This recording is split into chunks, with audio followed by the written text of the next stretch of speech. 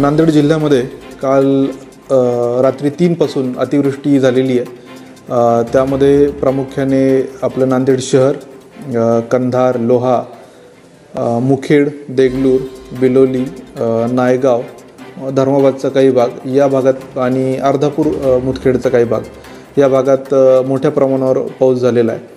आणि त्याचसोबत निजामाबादकडून येणारा जो डिस्चार्ज आहे आणि आपल्या जिल्ह्यामधले सर्व प्रकल्प, मोठे, मध्यम, छोटे प्रकल्प, छोटे मोठे नदी, ओढे, नाले सर्व ओव्हरफ्लो होत असल्यामुळं नांदेड जिल्ह्यामधल्या अनेक गावांचा संपर्क तुटला होता आणि काही गावांना पुराच्या पाण्याचा वेढाही पडला होता।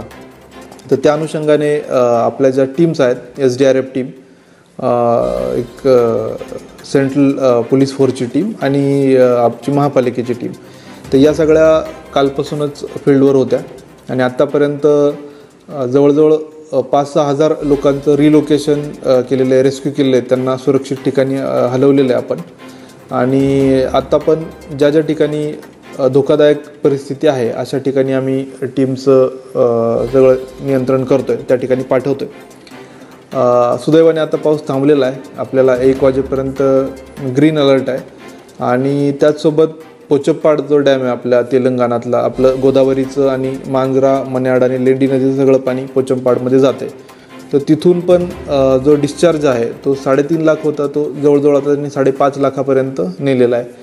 तर त्यामुळेही मोठ्या प्रमाणात तिथून पाणी विसर्ग होतो आहे आणि त्यामुळं आपल्याला रिलीफ थोड्याच वेळात मिळेल असं अपेक्षा आहे। परंतु आता नांदेड शहरामध्ये ज्या घरांमध्ये पाणी घुसलं आहे तर त्याचं रिलोकेशन करण्याचं किंवा तात्पुरतं त्यांचं स्थलांतरण करण्याचं काम महापालिकेच्या टीमकडून चालू आहे। आणि त्याचसोबत अजून एक आपल्याला एक समस्या आहे की नांदेडचा जो विष्णुपुरीचा कॅचमेंटमधलं पाणी वाढतं आहे आणि त्याची आवक खूप जास्त असल्यामुळं आपला विष्णुपुरीचा डिस्चार्ज आपण वाढवलेला आहे आणि ते पाण्याची लेवल धर्माबादला अजून थोड्या वेळाने वाढण्याची शक्यता आहे।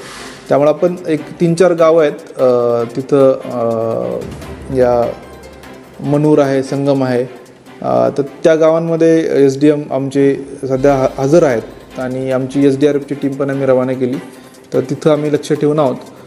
बाकी परिस्थिती नियंत्रणात आहे आणि आपल्या माध्यमातून मी आवाहन करतो की या निमित्ताने जे गर्दी लोक करतात पूर पाण्यासाठी किंवा धोकादायक ठिकाणी जी गर्दी आहे तर ती बिलकुल आपण करू नये।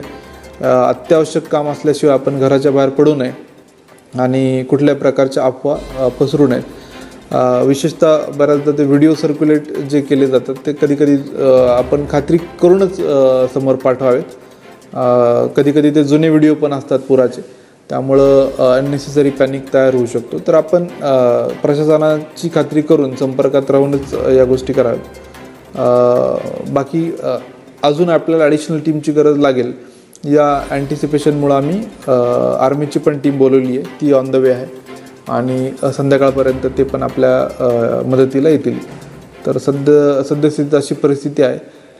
माननीय मुख्यमंत्री महोदय सर, माननीय पालकमंत्री सर आणि इतर सर्व स्थानिक लोकप्रतिनिधी, त्या सर्वांशी मी संपर्कात आहे आणि सगळ्यांच्या सहकार्याने आपण या सगळ्या बचाव मदत कार्यामध्ये काम करत आहोत। धन्यवाद।